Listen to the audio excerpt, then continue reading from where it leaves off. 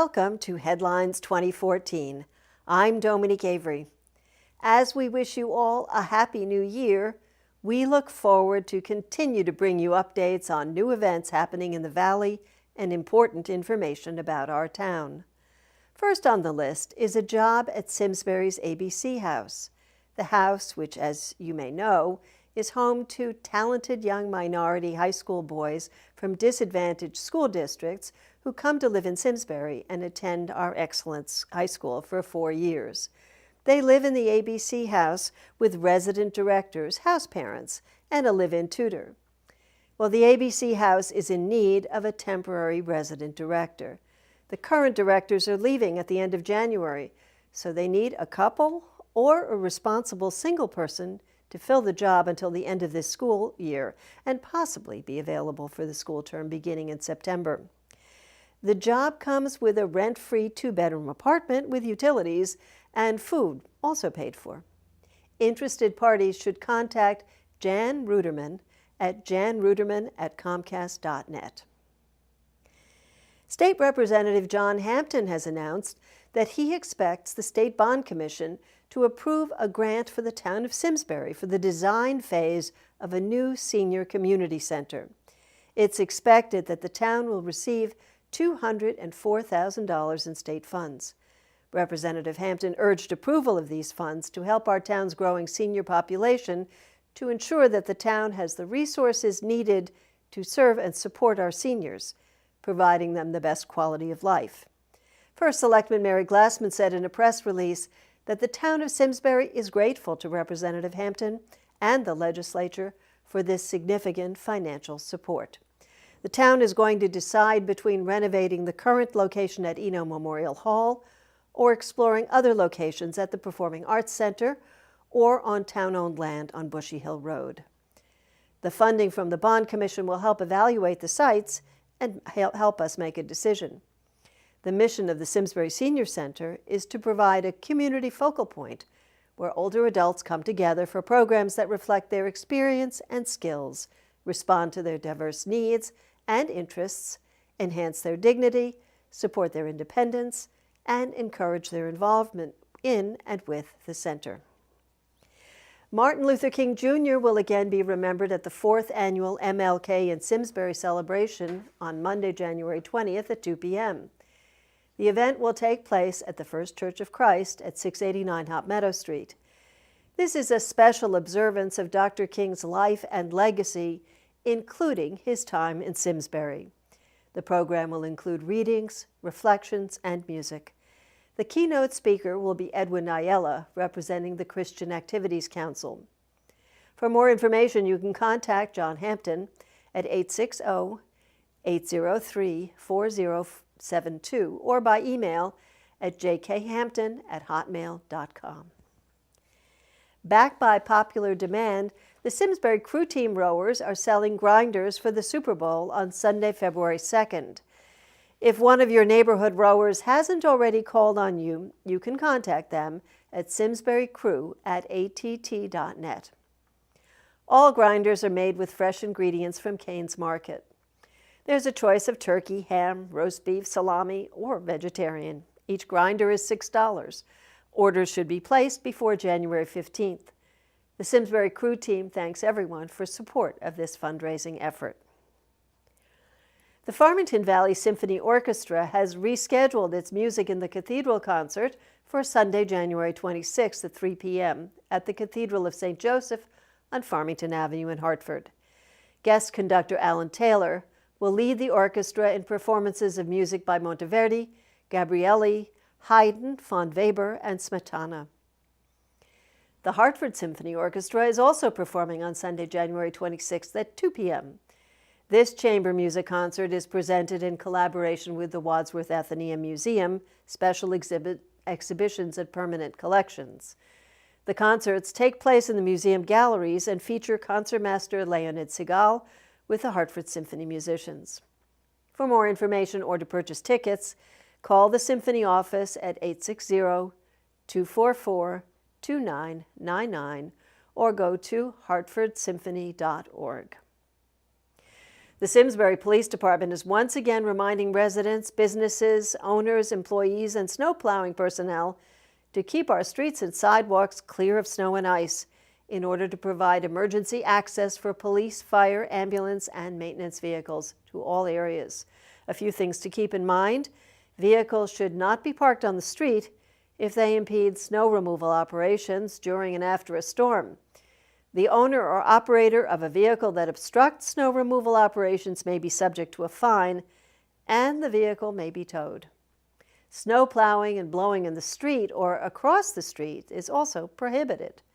As a homeowner or business owner, it's our responsibility, or your responsibility, to tell your contractors not to clear your driveway by pushing the snow across the street, across and into the streets. Sidewalks are used for emergency personnel, children walking to school, commerce, and general use. So any snow, sleet, and ice must be removed from sidewalks by property owners within 24 hours. These few things will help to keep everyone safe.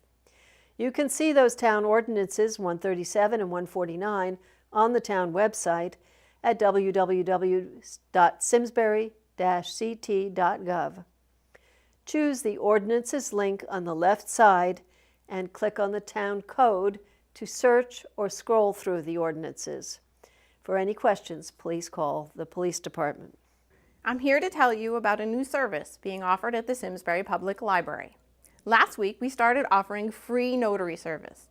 Knowing that many people require notarized documents in both their business and personal lives, we're happy to be able to offer this valuable service to the community. I personally had a great deal of experience using notary service in 2003 as I was pulling together the many documents required in the process of adopting my first daughter from China. Each document had to be notarized, then certified by the state, then authenticated by the Chinese consulate before it could be submitted by the adoption agency to the Chinese government. If the notary didn't follow the exact protocol, it meant the document would be rejected by the state for certification, would never make it to the consulate, and I'd have to begin again. Gathering all the paperwork for the adoption took me almost 6 months. There was no way I was going to risk having documents denied for improper notarization. This led to more than a few difficult exchanges with notaries, but really I was just a mom eager to meet, love, and cuddle my new baby girl. Once we arrived back in the US from China with Hannah, I decided I would take a class and the test to become a notary in New York State.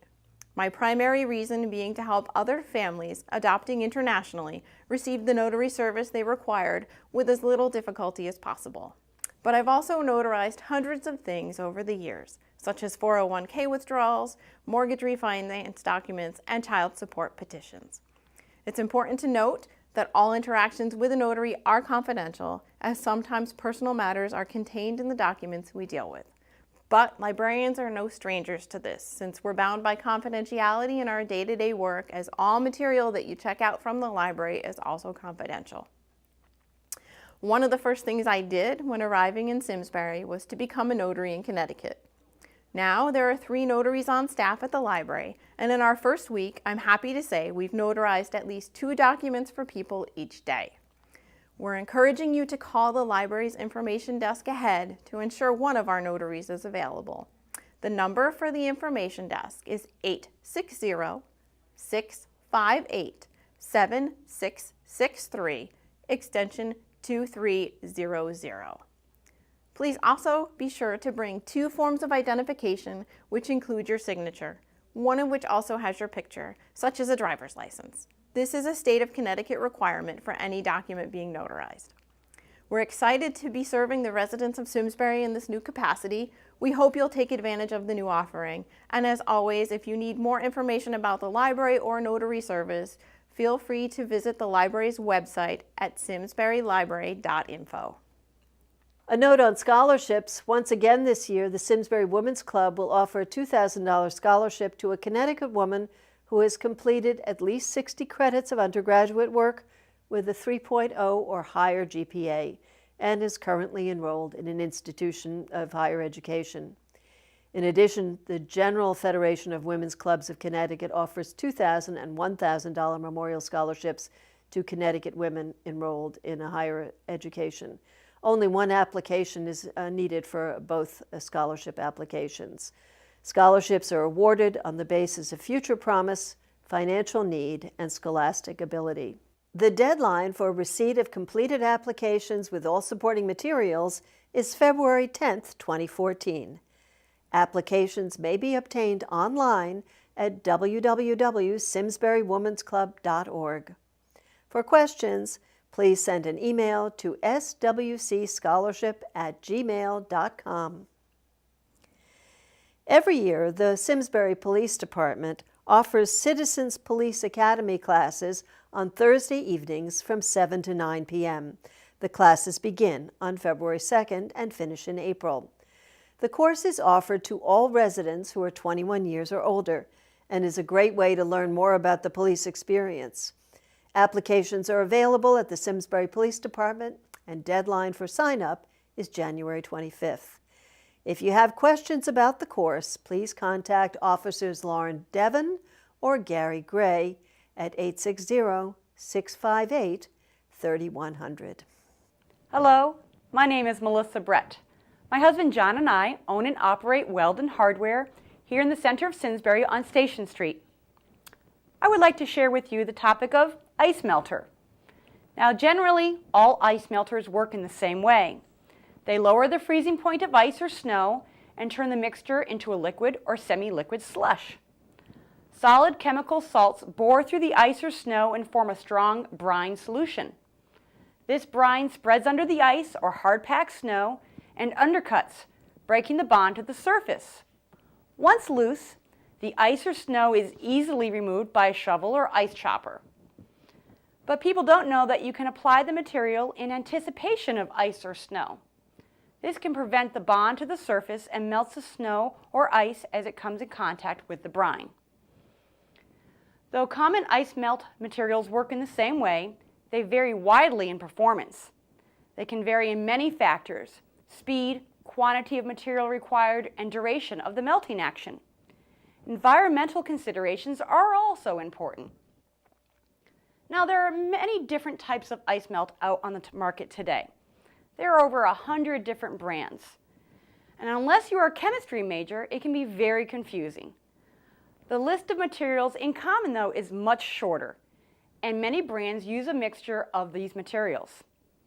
I'm going to give you a quick breakdown of the most common materials used in ice melter, as well as their effective working temperature range. This range is how effective within about 15 minutes of applying the material. Don't be fooled by the packaging. Sodium chloride, commonly known as rock salt, is also marketed as halite. It is the least expensive ice melter, but only effectively works around 20 degrees, and you need a lot of it to be effective. It is toxic to vegetation and can leave a white residue on floors when it dries. Urea is an all-natural ice melter and will work down to about 15 degrees. It does take longer to work, but is very safe around pets with sensitivities. It may leave a slight white residue when it dries. Potassium chloride works down to about 12 degrees, but it usually is derived from all-natural, environmentally safe sources. It is safe for vegetation. It's usually found in lawn fertilizers. Like urea, though, it may leave a slight white residue when it dries. Calcium magnesium acetate is a mixture of dolomitic lime and acetate acid. It is very safe and typically coats other ice melters or sand. It's as low corrosive as tap water. It works down to about 5 degrees. When mixed with other chlorides or salts, it helps reduce the corrosion process.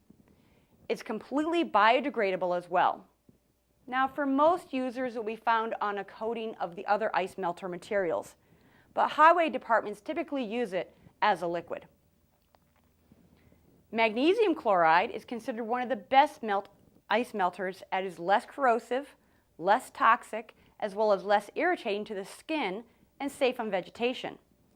It's effective down to about 5 degrees, but it may become diluted with the melting ice, and the melting process slows down and then becomes less effective. The product usually contains 30 to 40% water. It leaves no residue as well. Calcium chloride is the fastest and coldest effective working ice melter, down to minus 25 degrees. There are two forms of calcium chloride that it usually comes in, pellet and flake.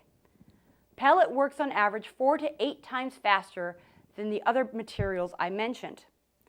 Calcium flake can work up to 25 times faster. But not all calcium chloride melters are the same. Some can contain only 70% calcium chloride, while others are close to 100%. Thus, you need much less of the product to be more effective, and it lasts longer on the ground, melting the ice. Calcium chloride is considered hygroscopic, drawing moisture from the air and creating heat to accelerate the melting process. It's very safe around vegetation.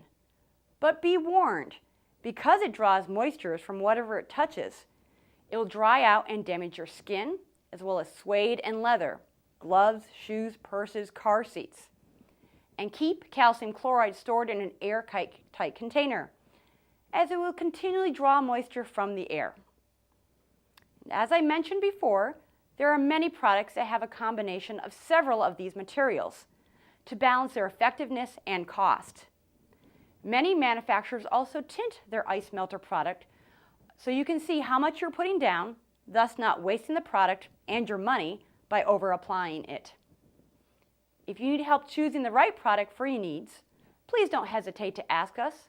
We will gladly walk you through all the options. If you have a question or topic that you would like featured on this segment, let us know. Visit our website at www.weldonhardware.com. I look forward to the next editions of Headlines Simsbury. Remember, we are at your service. Thank you, and God bless. The SCTV staff and board of directors would like to thank all of you that have supported us through the years. We rely on volunteers and financial support from the community to help us stay on the air. All programming found on this channel was produced or sponsored by the residents of the community. This is your channel. Make it something special. Learn to produce your own programs. It's free. Tax-deductible donations can be made on our website, simsburytv.org, or send a donation of any amount to SCTV P.O. Box 767, Simsbury 06070. If you would like to volunteer or sign up for free training, visit us in the lower level of Eno Memorial Hall and join our team. We would love to have you. SCTV is your town, your schools, your government. Follow us on Facebook, YouTube, and Twitter. Thank you for joining us. Stay warm. With these cooler nights now starting, a big issue that almost every homeowner, apartment dweller, and office worker has to deal with is mice. Rodents can carry disease and are extremely destructive creatures known to eat through cardboard, wood, plaster, and plastic. They also gnaw on electrical wiring, which can potentially cause an electrical fire in your home. Fortunately, there are simple steps you can take to help protect your family from these uninvited guests. Detecting rodents and implementing a prevention routine will ensure rodent-free living year-round. Just because you don't actually see a mouse does not mean your home is rodent-free. Almost 1 in 3 households in the United States experience a rodent problem every year. Rodents are nocturnal creatures by nature, which means they rarely surface during the daytime hours unless their environment is disrupted. But if you don't see them, how do you know they're there? Look for the following signs. Mouse droppings, typically small, about 1/8 of an inch long and black. Rat feces tend to be a little bit larger. Footprint and tail drags may be seen in dusty locations. Use a strong flashlight at a low angle to check for tracks. Evidence of recent gnawing, especially on packaged goods, cardboard boxes, and areas around pipes, ducts, and vents. Mice often make their homes in large household appliances, so inspect your dishwasher, refrigerator, washer, and dryer frequently. Your dog or cat pawing excitedly at a kitchen cabinet, the base of your refrigerator, or on a wall. Scampering or gnawing sounds. Burrows or nests in the ground along the outside of buildings. Now, if you spotted a mouse during the daytime, chances are it's not alone. Rodents generally live in groups, so if you see one during the day, there may be as many as 20 to 40 more nearby. And if you see two, there could be more than 50 mice in the vicinity. Preventing a rodent problem before you actually have one is the best way to help protect your family. Spotting just one mouse could be the first indication of an infestation. Taking the following precautions will help reduce the chance of a rodent infestation in your home or office. Wash all your dishes immediately after use. Keep your counters, floors, cabinets, and pantries clean and free of crumbs. Keep all food, water, and garbage in metal or thick plastic containers with tight-fitting lids. And never leave food or water out even overnight, even for your pets. Clean up after your pets daily. As unappealing as it may sound, pet feces is a source for rats and mice. Stacks of newspapers, cardboard, firewood, lumber, or other storage encourage rodent nesting. Keep all storage off the floor at the inside and outside of foundation perimeters. Try to keep bushes, plants, and hedges trimmed back away from the house foundation. Mice can squeeze through spaces as small as a dime. Therefore, seal up potential entrances with sheet metal, steel wool, or cement. And check the spaces around your pipes, vents, and ducts. Even if rodents have not yet invaded your space, it is important that you be proactive and prepared by keeping baits and traps on hand. What type of rodent control to use is truly dependent on your situation. There are many different products on the market today. You can use kill traps, either the traditional snap trap or newer concealed traps. Live catch traps are also an option, as long as you have a way of relocating those little critters far away from your home or office.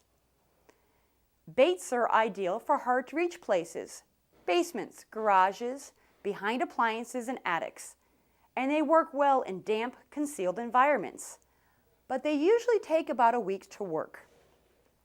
Repellents work well for the prevention.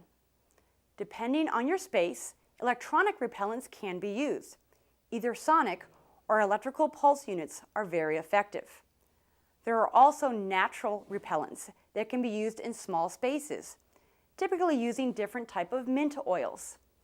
This is ideal when storing cars, motorcycle, RVs, or power equipment for a long time.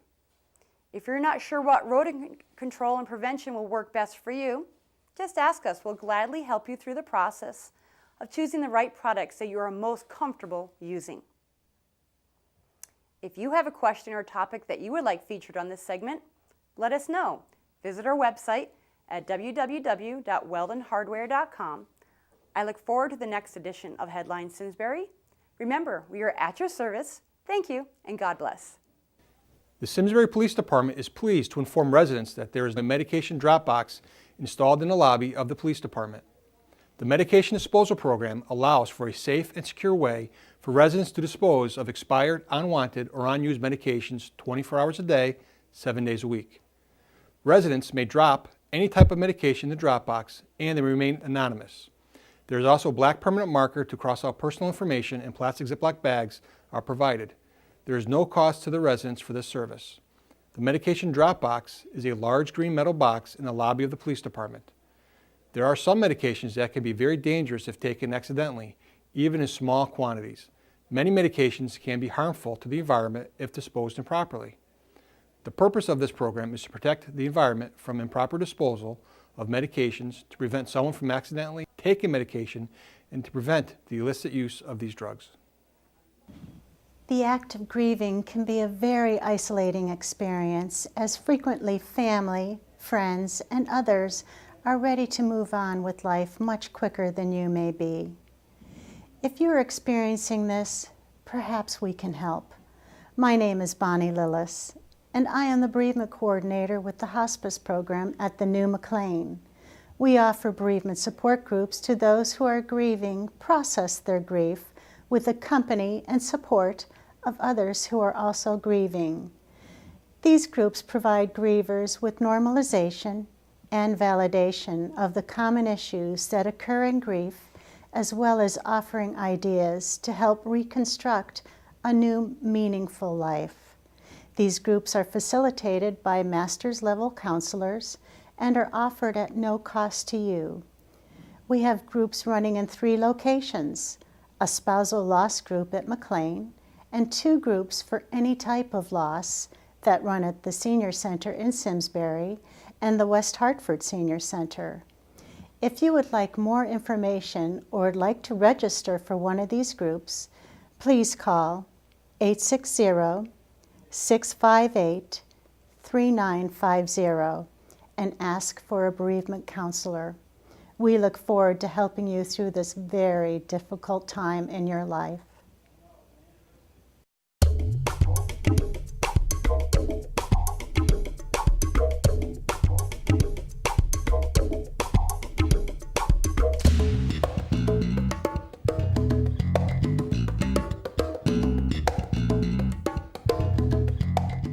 Funding for Simsbury Community Television is provided in part by contributions from viewers like you. Thank you.